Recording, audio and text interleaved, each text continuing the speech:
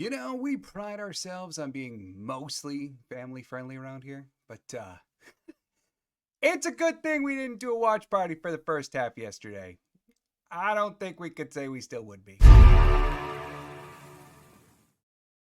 What's up, everybody? Welcome to another episode of Lombardi Time Brews, where I'm your host, John Delray. Today, taking a look back at the game that was the 2-point loss for the Green Bay Packers against the Minnesota Vikings. I'm going to be totally honest here. Where to even begin? I mean, Packers falling into a massive Grand Canyon-sized hole, and then somehow coming so close to pulling off what would have been a miraculous comeback, all just inevitably to shoot off whatever last toe they had remaining, as they do ultimately fall 2 points short to the Minnesota Vikings. So today I'm going to cover the goods, the bads, the meh, and kind of everything in between. But I do want to say, before we dive into this too far, I always kind of put this disclaimer on shoutouts and getouts, and it's basically, this is not necessarily every single thing that happened. These are the things that are the most glaring to me for players that have improved, for players that have just had a day to forget about. Maybe that's a better way to say it. And really covering the things that maybe even are trends that are quite awful for the Green Bay Packers right now. We're going to get to that too. But the thing that I want to say here too, right at the beginning, is there were times, maybe previous eras, if you want to think of it that way, for the Green Bay Packers where they fall into a massive deficit, or it's just one of what we can all call those games, right? Where they come out completely flat. Their piss is cold, as LaFleur talks about. Whatever. It doesn't work from the get-go. And by all accounts, yesterday's game had that appearance. But this team, like last year's team even, is not quite built that way. This team didn't give up, and they did battle back. And if you want to say, well, the Vikings were in prevent a lot in the second half, or it was all garbage time or whatever. I mean, the Packers made it a 6-point game with 10 minutes to go on the clock. Not sure that argument holds all that much water for the entire comeback. Maybe a portion, sure. So let's get into this, the shout-outs, the get-outs, and the Met. Before we get to that, though, one super quick thing for you, an injury update. Matt LaFleur gave an update in his press conference today on Jordan Love, saying that Jordan Love is sore today, but ultimately fine. So we can thank goodness for that. But on the other hand, Christian Watson, it does sound as though the ankle is not fractured. Doesn't sound anything like with knee-related. Sounds like it is indeed a high ankle sprain. According to Matt LaFleur, we can anticipate him being out for this week, maybe a little bit longer, but he didn't make it sound as though this is going to be a very long-term one for Christian Watson. I saw some data on Twitter earlier, but I didn't fully vet it and verify it. But there seem to be some of those Twitter docs out there talking about how the average NFL absence for wide receivers with high ankle sprains is normally 2 weeks.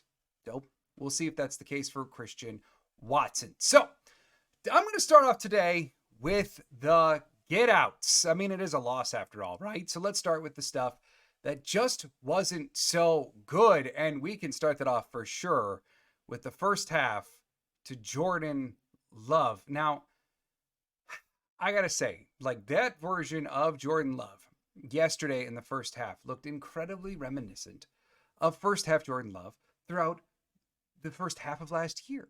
It was a lot of forced throws. It was a lot of throwing into coverage. And there may not be one single better example than this clip here. This is posted by Warren Sharp. Of course, this is that play where Jordan Love drops back, looks over the middle, and then throws into so many Vikings that are all crashing on Christian Watson. And yes, this is the play that Christian Watson got bent over and ultimately hurt his ankle on. It was not a great pass. It was not a great decision. Everything about that was off for Jordan Love.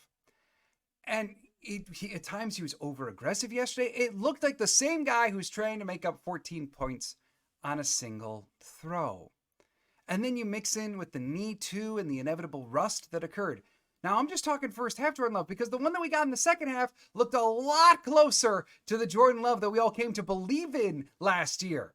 But throughout the first half of the game yesterday, it just straight up wasn't to his standard. He was throwing off the back foot a lot. The ball placement was all over the place. His wide receivers didn't do him any favors. We're going to talk about that. But he was not helping them in any way, shape, or form. And you could just tell anytime that left knee got a little bit of pressure on it, he would do a little hiccup in his giddy up there, and it just didn't look right.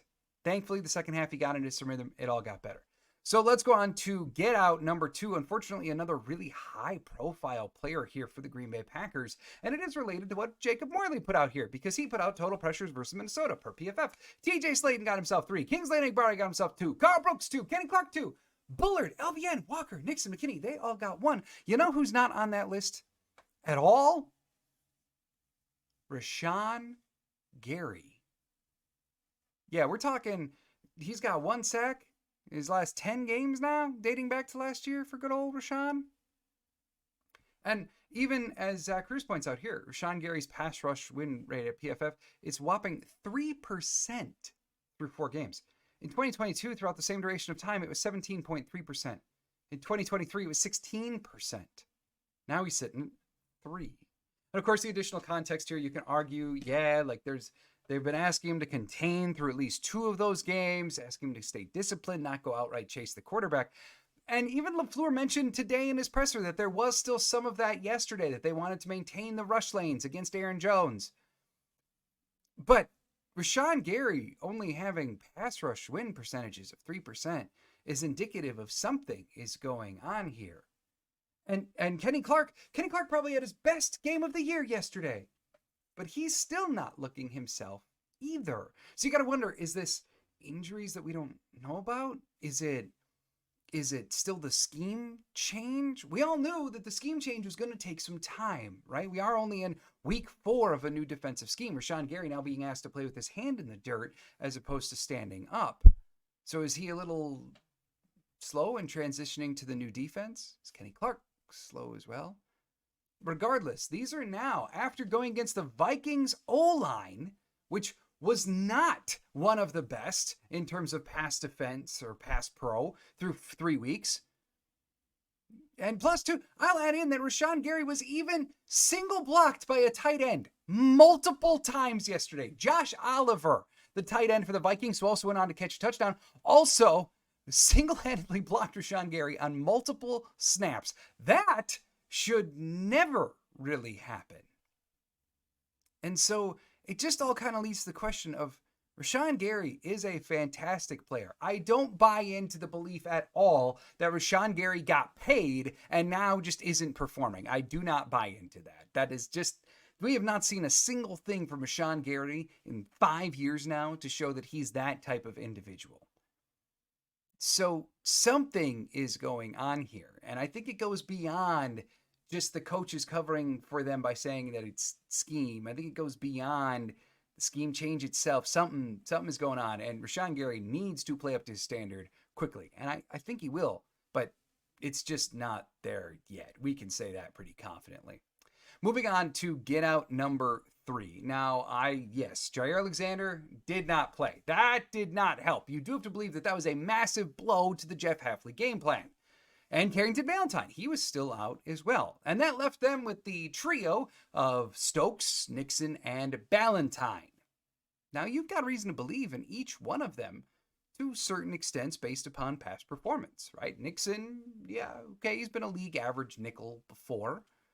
Granted, I've never been super high on him in that role, but a lot of the numbers show that he's at least league average in a lot of ways. Then you got Stokes, who certainly has shown promise, had a good game last week when he played. And Valentine had a really good stretch last year when he was called up into duty. So there's reason to believe that they could at least survive against the Vikings, right? Well, not so much. So right here, this is PFF's coverage grading yesterday. So up top, you got the man, the myth, legend, Xavier McKinney. And then you got a couple linebackers. You got safety. Then you've got 3 defensive ends, because they still played a couple coverage snaps. Another safety. And then you got to roll down all the way to 8th on the list to get to the first corner. And that would be Corey Ballantyne, 53.7 coverage grade per PFF. In case you're wondering about the actual numbers that he gave up, He was targeted 3 times. On those 3 targets, he gave up 2 receptions, grand total of 49 yards, and 1 touchdown allowed. Also gave up a 149.3 quarterback rating when targeted. Okay, now how about Keyshawn Nixon, their starting slot guy? Oh, let's roll down a little farther. His coverage grade, 43.8. When targeted, 5 of 6, 70 yards given up, 1 touchdown. Quarterback rating when targeted of 154.9. Keep in mind, perfect is 158. Keyshawn Nixon nearly gave up a perfect day. And then Eric Stokes, got to roll down one farther for him. 35.9 coverage grade, 113.7 QB rating when targeted, 5 of 7, 94 yards allowed, but no touchdowns allowed. I mean, look, the Vikings have very, very good wide receivers. Kevin O'Connell did an excellent job at scheming them open. No doubt about it. But the reality is, even with depth players in, you still have a former first-round pick there in Eric Stokes. You still have a slot corner who you paid to be an incredibly good slot corner, and a guy who, reason to believe, could at least fill in a pinch in Ballantyne. And yet, yesterday, they were in the vicinity of catches a lot. They weren't exactly altering the flight path of the ball very often. Now, Nixon did have his 1 strip sack. He deserves full credit for that, but we're just talking coverage here. And all 3 of them did leave a little something to be desired. Is there greater context required on every single one of these catches? Yes, 1,000%. Some of these were zone, whatever.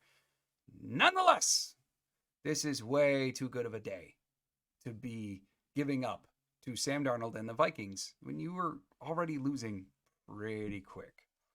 So, moving on to the next one. I mean, we have to talk about it, right? We have to, and that would be kicker Braden Narveson. Zach Cruz put this out on Twitter. I thought this was very enlightening and a really, really good find by Zach. He put, NFL kickers not named Braden Narveson are making 81% of field goals between 40 and 49 yards this season, and over half of NFL kickers are currently 100% on those kicks.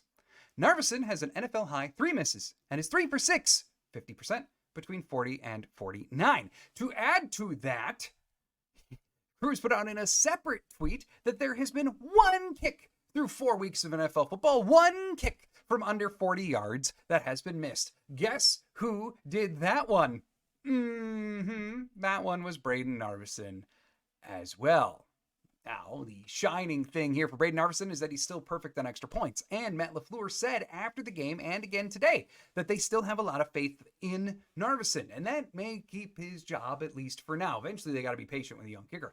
But still good on extra points. They still faith in him. And Matt LaFleur said that he's been much better in practice than he has been in games. It just has to start translating to games. But the reality is, even going back and looking at those field goal kicks, it's hard to really blame it on the long snapper. It's hard to blame it on the process. It's just, he's missing wide right quite a bit. He's pushing the ball quite a bit. And the thing is, too, when he initially missed those 2 field goals, at the time, it was like, oh, okay, we're just piling on. Murphy's Law, and not Mark Murphy, but we're talking Murphy's Law. Everything that can go wrong will go wrong. So, okay, it's fine. Whatever. They're going to lose 50-0 anyway. Okay, it's fine.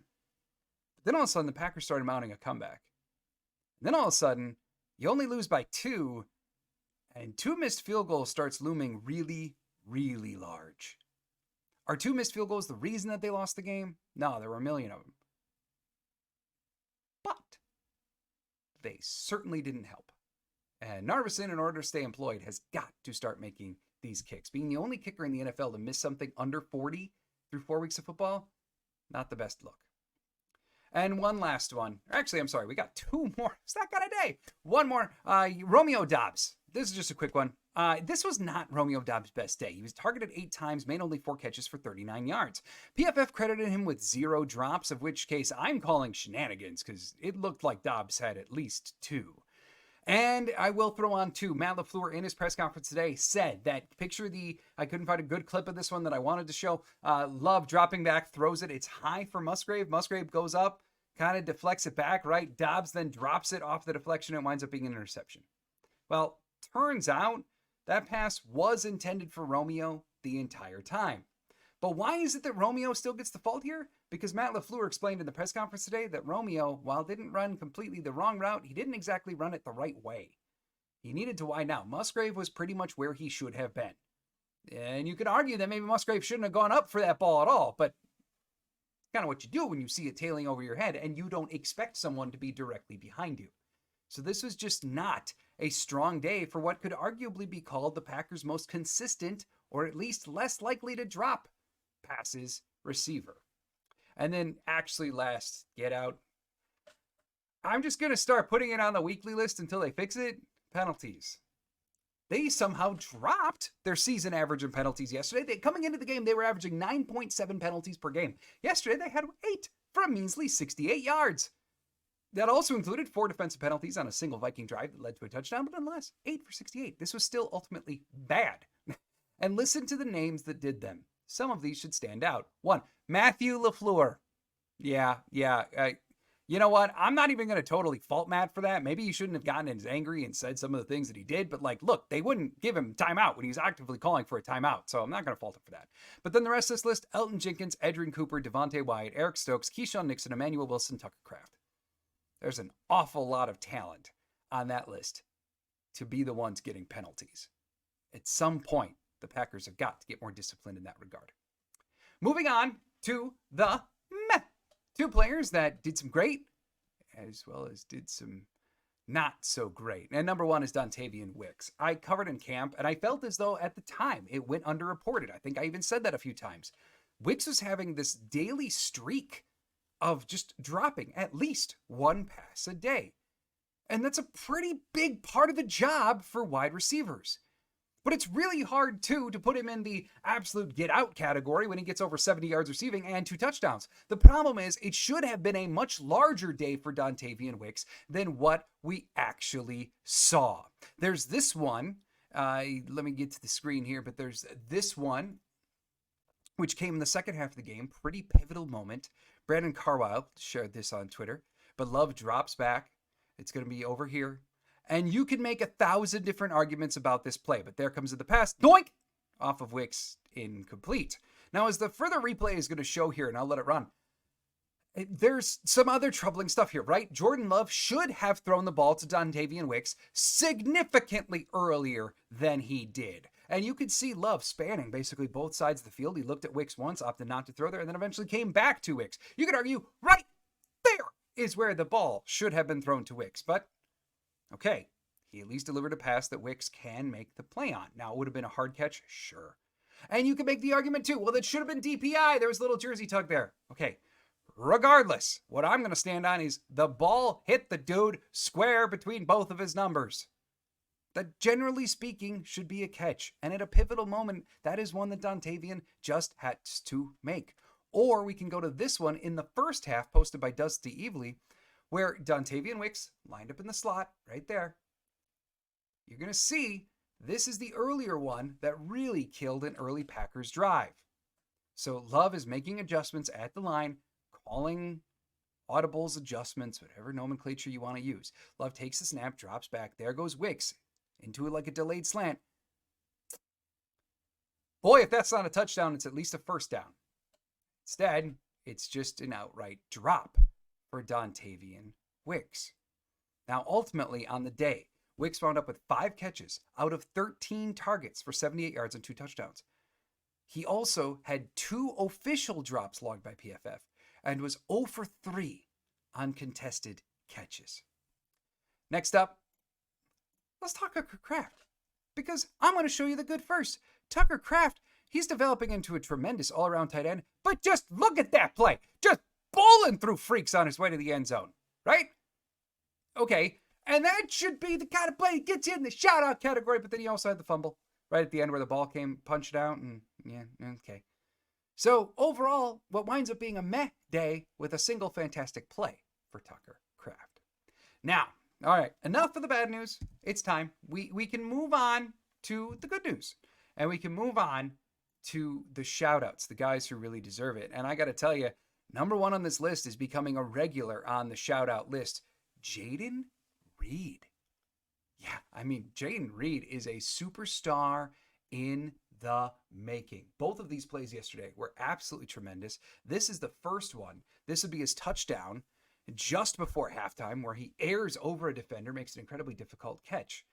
trying to help out his quarterback, right? Then later on, you've got this one in the fourth quarter. Love rolling out, finds Reed. How many times have we seen Reed make that play in his 1 year, 4 week career? He is truly developing into a bona fide superstar. In 2 games with Jordan Love at his quarterback, Jayden Reed is up to 11 catches for 277 yards and 2 touchdowns, plus 35 yards rushing and a touchdown. Thus far on the season, on throws over 20 yards downfield, Jayden Reed is PFF's #1 rated receiver with a grade of 99.5 with 4 targets, 4 catches, 171 yards, and 1 touchdown, and a league-leading 42.75 yards per route run.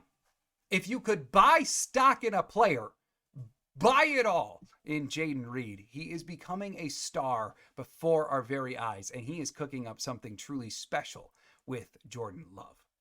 Now, moving on to another one. Defense overall wasn't great yesterday, but you do got to give it credit for the second half. As Tyler Brook put out here on Twitter, in the second half, they gave up only 3 points. They had the McKinney interception. They had the Nixon strip sack. They had 3 and outs and a goal line stand. So while the first half, kind of like Jordan Love, first half not good. Second half, pretty freaking good. In conjunction with this, let's give the weekly shout out to Xavier McKinney. And I'll say it every single week until he doesn't do it. He is exactly as advertised. Another Xavier McKinney interception this week. And, maybe you want to thank the ref gods for that one because the catch was a little quick. Nonetheless, look at the box score. It's still there. Interception for Xavier McKinney. Next guy, Dan Whelan. Also becoming a regular here, as Wex Sockowitz puts out, Dan Whelan registered a 60-yard average on his 3 punts, the top mark by a Packers punter, minimum 3 punts, since Boyd Dowler recorded a 62-yard average on 3 punts for San Francisco on October 21, 1962. Hell of a punter, that Boyd Dowler. Also, if you don't get the joke there, Boyd Dowler was Bart Starr's #1 receiver during the 60s. He was not a punter. He just could, apparently. Now, as for, or at least it wasn't his predominant job, I suppose I should say, but Dan Whelan, he is having a fantastic season. It's not necessarily a joke when I say that the Irishman is looking like an all-world punter. As for that onside kick attempt, look, I don't have any faith with these new rules that an onside kick is really ever going to work, considering that the opposing team can now know that it's coming, etc., etc. I don't have a lot of faith that these are going to work. But they tried something different. LaFleur mentioned today that it's worked in practice. I gotta believe that it's kind of like a knuckleball in baseball, and that if you can master it, holy crap, it's gonna work. But every so often, it just looks like a really, really slow pitch with no movement, and then you're screwed. Got a kind of feeling it's like that. It's just yesterday, per Mark Murphy's Law, we wound up with it bouncing right to the Vikings. And then the last shout out, and this one is not a massive one, but I think it's just the reality. We got to start looking at Sean Ryan becoming more and more legit. His grades have improved week over week. The more he's filling in for Jordan Morgan, the more competent he's becoming. And he allowed 2 pressures yesterday, as did the majority of the offensive line, but still a 77.9 grade in pass blocking per PFF. And his full league standing now, when you really zoom out and compare him to other guards league-wide, he's basically perfectly average in each category. And that's, at the very least, a competent starting guard. So that does, if you can really begin to bank on Sean Ryan, have some renewed hope at that spot, then it kind of opens the door for Jordan Morgan to go other places, and you kind of get excited again about the long-term potential of where everyone can go on this Packers offensive line. So no, not a massive one. It's not like he won the game for the Packers yesterday, but still, his improvement does deserve some recognition. He's a better player than he was even 2 weeks ago. Wanted to make sure to bring it up. That's it. That's the whole Packers-Vikings game. Were there other stuff? Yeah, I shouldn't say whole. That's a terrible use of words for me. But the reality is, that's a lot of what happened in that game. And if you're looking for blame, there's so many places that it can go. If you wanted Matt LaFleur to be the top of the get-out category, I get it. And then if you wanted to put him at the top of the shout-out category for half number 2, I get that too. There's arguments to be had all over the place. But to me, these were the big things. The penalties, the turnovers. The word that's coming to mind, even though it's not quite right, like lackadaisical for wide receiver play. It wasn't lackadaisical. It's not the right word. Sloppy, maybe is better. They really didn't do Jordan Love any favors. Jordan Love didn't do himself any favors either, especially with his first half decision making. There's lots of blame to go around. But ultimately, the Green Bay Packers, through 4 weeks, having missed Jordan Love for 2 of them, are sitting at 2-2. A very respectable 2-2. Now with games against the losing record Rams and the losing record Cardinals coming up. The Packers are still in a good place for their season. And I said in the pregame show that this game felt like these two teams were catching each other at the wrong time. Packers deserve a ton of credit for how they came back in half number 2. And maybe that's the real story we want to focus on this week. So, Wednesday, we'll be back live. Me and Claudia sitting here talking all things Packers on Wednesday afternoon. Then Friday, you can bank on that game preview for Packers versus Rams. Thanks so much for joining me here at Lombardi Time Brews. I'll see you on Wednesday. And as always, go Pack, go.